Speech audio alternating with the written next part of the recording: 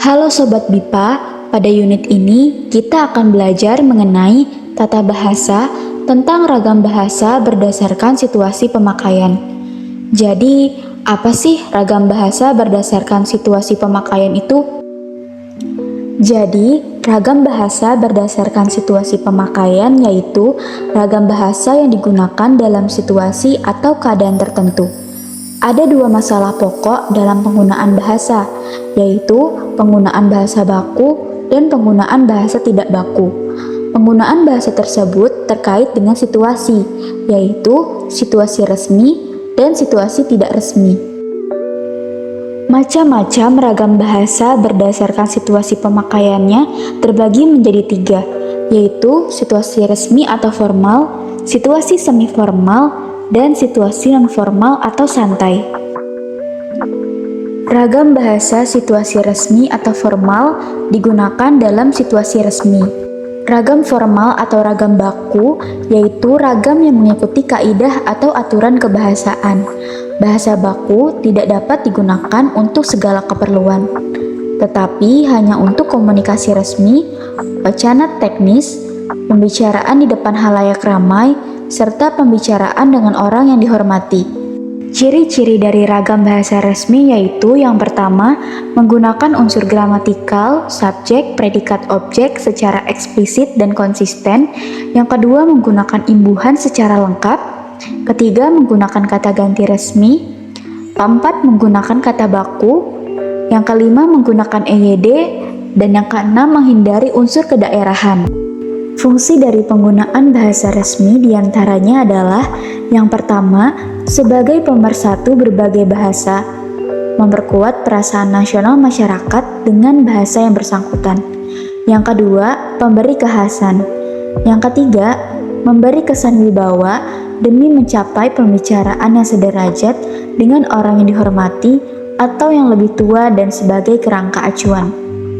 Contoh ragam bahasa formal biasanya digunakan pada saat pidato, rapat kenegaraan, atau berbicara kepada orang yang kita hormati. Contoh ragam bahasa formal sebagai berikut. Bapak, Ibu, dan saudara-saudara yang saya hormati, selama 1,5 tahun diterpa pandemi, telah terjadi penguatan yang signifikan dalam perilaku dan infrastruktur kesehatan kita, dan sekaligus penguatan kelembagaan nasional kita. Kesadaran, partisipasi, dan kegotong royongan masyarakat menguat luar biasa.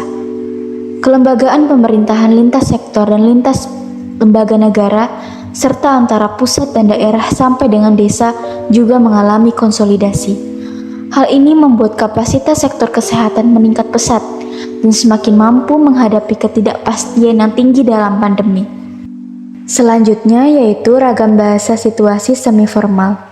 Ragam bahasa situasi semi-formal memiliki keunikan tersendiri karena berciri mengikuti kaidah dan aturan yang tetap. Tetapi, hanya tidak secara konsisten dilakukan pada saat tujuan tertentu. Dalam hal ini, sebagai contoh yaitu bahasa jurnalistik, di mana biasanya pembaca berita membacakan beritanya tidak selalu dengan kata-kata yang baku, melainkan kadang di tengah-tengah kata baku yang mereka ucapkan, terselip kata-kata yang biasa kita gunakan untuk berbicara kepada seseorang. Dalam hal ini, berbicara santai kepada lawan bicara kita dalam membahas topik yang tidak resmi. Contoh ragam bahasa situasi semi-formal. Para atlet Indonesia terus menunjukkan dedikasi dan prestasi yang luar biasa dalam berbagai cabang olahraga.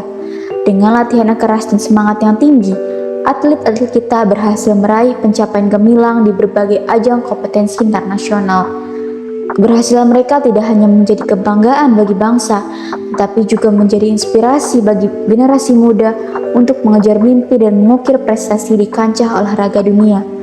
Dukungan penuh dari pemerintah dan masyarakat sangat diperlukan untuk terus mendukung perkembangan dan kesuksesan atlet-atlet Indonesia dalam berbagai event olahraga di masa depan.